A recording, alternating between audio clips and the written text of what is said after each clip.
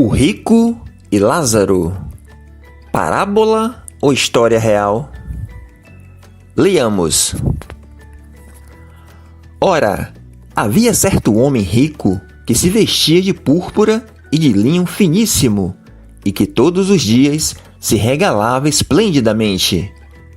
Havia também certo mendigo, chamado Lázaro, coberto de chagas, que jazia à porta daquele e desejava alimentar-se das migalhas que caíam da mesa do rico, e até os cães vinham lamber-lhe as úlceras. Aconteceu morrer o mendigo e ser levado pelos anjos para o seio de Abraão. Morreu também o rico e foi sepultado. No inferno, estando em tormentos, levantou os olhos e viu ao longe a Abraão e a Lázaro no seu seio.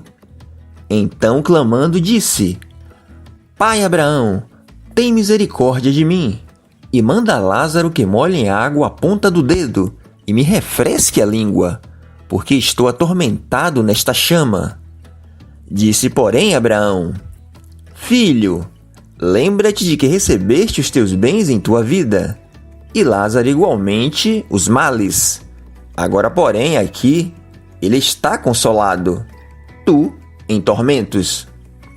E, além de tudo, está posto um grande abismo entre nós e vós, de sorte que os que querem passar daqui para vós outros não podem, nem os de lá passar para nós. Então replicou: Pai, eu te imploro que o mandes à minha casa paterna, porque tenho 5 irmãos, para que lhes dê testemunho, a fim de não virem também para este lugar de tormento. Respondeu Abraão: Eles têm Moisés e os profetas. Ouça-nos. Mas ele insistiu: Não, pai Abraão. Se alguém dentre os mortos for ter com eles, arrepender-se-ão. Abraão, porém, lhe respondeu: Se não ouvem a Moisés e aos profetas, tampouco se deixarão persuadir, ainda que ressuscite alguém dentre os mortos. Lucas capítulo 16, versos 19 a 31. Essa passagem vai de encontro à crença mortalista defendida pelas testemunhas de Jeová e pelos adventistas do sétimo dia, que acreditam que na morte o ser humano entra no estado de inexistência até a ressurreição dos mortos e que o inferno eterno não existe. Na verdade, essa é uma narrativa em forma de parábola, que mostra o mundo espiritual depois da morte, que a alma sobrevive e fica em estado de consciência. Vejamos os argumentos usados pelos mortalistas para tentar desconstruir as palavras de Jesus. O primeiro argumento é dizer que não se extrai doutrinas de parábola, que é apenas um texto fictício. Esse texto não é a base para a doutrina da imortalidade da alma e do tormento eterno. É apenas mais um indício que corrobora com várias outras passagens. E o que Jesus quis transmitir não é fictício. Um exemplo: a parábola das 10 virgens. Que lição Jesus ensinou com aquela parábola? Que devemos estar preparados para a sua vinda. 5 virgens representam a igreja que está preparada, e 5 representam a igreja que não está. Essa parábola não está baseada em uma realidade? Não é uma doutrina estarmos preparados para a vinda de Cristo? Se é uma lição moral, ela está baseada em quê? Verdade ou ficção? Por acaso uma parábola tem o poder de mudar o sentido de um ensino? É fácil tentar descaracterizar uma parábola. Se quisermos descaracterizar a parábola das 10 virgens, como fazem os mortalistas com a parábola do rico e Lázaro, poderíamos questionar: seria Jesus um polígamo por casar com 5 virgens? Jesus tem esposa? As 5 virgens não tinham pecado por serem puras? E daí por diante?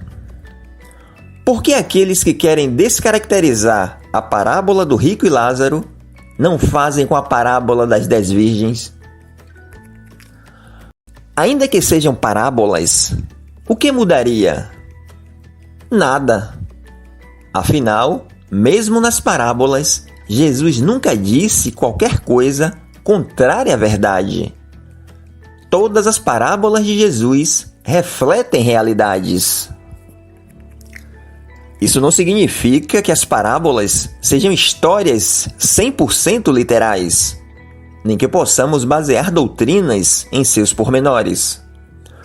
Por outro lado, na medida em que as parábolas se baseiam em eventos do mundo real, devemos entender que, apesar dos elementos simbólicos ou metafóricos que aparecem na parábola do rico e Lázaro, Jesus só a contaria se realmente na vida real pessoas morressem e fossem para um outro plano espiritual.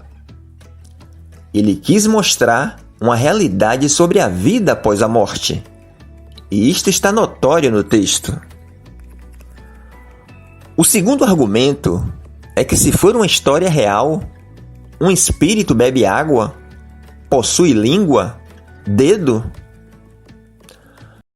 Por isso que é contada em forma de parábola, porque iremos ver figuras que não são próprias de uma história real. É uma ilustração.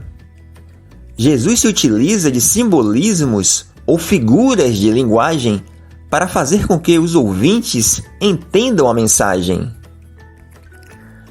É como se o rico tivesse uma memória ainda do corpo. Então ele se utiliza dessas expressões: língua, dedo, chama, água. Está se falando de um mundo não físico, descrito em formas de analogias ao nosso modo de observar as coisas. A Bíblia sempre usa esse tipo de linguagem. Por exemplo, anjos com asas, os olhos de Deus como chama de fogo. E sabemos que anjos são seres que não têm corpos e que Deus é espírito. Será que também devemos rejeitar, por exemplo, as simbologias das passagens do Apocalipse, como a mulher, a prostituta, os 2 cavaleiros, o dragão e etc.? Na própria crença adventista, é ensinada que Deus escreveu os 10 mandamentos com seu próprio dedo. Mas Deus não é espírito? Um espírito tem dedos? Portanto, a Bíblia sempre usa essa linguagem figurada. Outro argumento é que, se for uma história real, o céu e o inferno são próximos. Quando mostra o céu e o inferno próximos, não significa que esses 2 lugares são vizinhos. O objetivo do texto não é mostrar a proximidade entre os 2 lugares, mas do que se passa nesses 2 lugares. Mostrar as 2 realidades. Mostrar o contraste de quem está no paraíso com quem está no inferno. E por fim, outro argumento é que, se for uma história real, Abraão tem seios e é o intercessor entre Deus e os homens, ao invés de Jesus. Abraão aqui não faz o papel de intercessor, mas de representante do povo escolhido, daqueles que viveriam pela fé. Por isso que é chamado de pai Abraão. Vejamos. Ele é também pai da circuncisão, isto é, daqueles que não são apenas circuncisos, mas também andam nas pisadas da fé que teve Abraão, nosso pai, antes de ser circuncidado. Romanos capítulo 4, versos 12.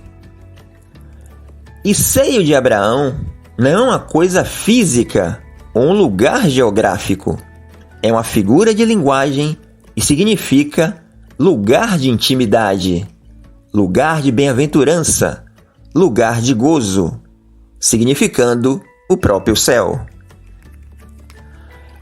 Essas são as objeções que os mortalistas usam para tentar desconstruir essa passagem. A interpretação que os mortalistas dão é que o objetivo de Jesus era simplesmente levar seus ouvintes a fazer da lei e os profetas a regra de fé e prática de suas vidas, e que não existe segunda oportunidade de salvação após a morte. Até aí tudo bem, mas não é só isso. Além disso, dizem que Jesus não está se referindo à vida após a morte, mas a um simbolismo, que Jesus pegou um conto, uma história pagã dos judeus, para ensinar uma lição moral. Aí ficam algumas perguntas. Os mortalistas nos acusam de fundamentarmos a nossa doutrina numa parábola. Mas então os mortalistas se utilizam de uma crença judaica pagã para ilustrarem suas doutrinas? O que é pior? Por que Jesus não usou essa crença judaica pagã de vida após morte para os condenarem? Se o que Jesus narrou era uma crença judaica pagã, alguma vez Jesus usou de uma mentira para ensinar verdades? Como admitir que Jesus se utilizasse de tais meios para transmitir verdades eternas? Onde Jesus usou ensinamentos falsos ou pagãos para transmitir sua doutrina? Ele mesmo diz que suas revelações eram divinas, vindas do Pai. Vejamos. Quem não me ama, não guarda as minhas palavras, e a palavra que estás ouvindo não é minha, mas do Pai que me enviou. João capítulo 14, versos 24. O apóstolo Tiago diz que em Deus não há sombra de variação. Vejamos. Toda boa dádiva e todo dom perfeito vem do alto, descendo do Pai das luzes, em que não há mudança nem sombra de variação. Tiago capítulo 1, versos 17.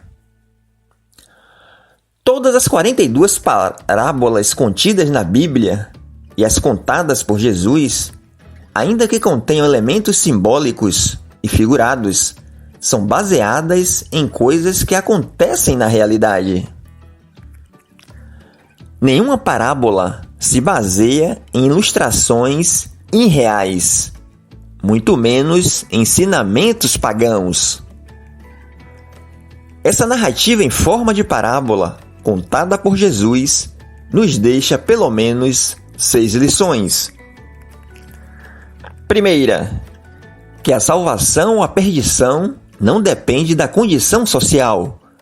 As riquezas terrenas de nada valerão na eternidade. Segunda, que depois da morte não se pode sair de onde está para auxiliar os vivos. Terceira, que após a morte, tanto os salvos como os perdidos permanecem conscientes no céu ou no inferno.